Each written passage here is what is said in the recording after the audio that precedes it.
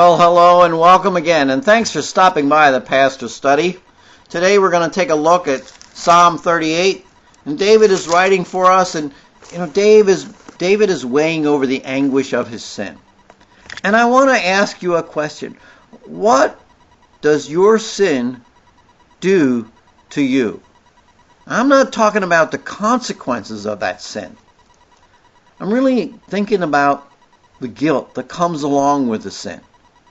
Are you able to sin and go merrily on your way? Are you bothered by that sin?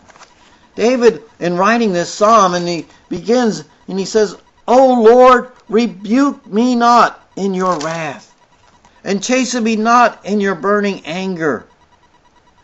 He says later on, "For my iniquities, my sin are gone over my head." Wow, what a burden he's feeling. The sin that David is committed here and that he's referring to, he says, it has burdened me. It has caused me to bow down before you. He says, I bend over and I gently bow down. I go mourning all day long. Does your sin grieve you? Does it cause you to come humbly before God and confess that sin? Does it move you to greater obedience, a desire for obedience to God? Or do you just ignore those pressures and just block them out? You know, kind of like the little kid. No, no, no, no, I don't hear you. Stink fingers in your ears. Is that what you do when sin is pressing on your heart? David's response was, "For I've confessed my iniquities. I am full of anxiety because of my sin."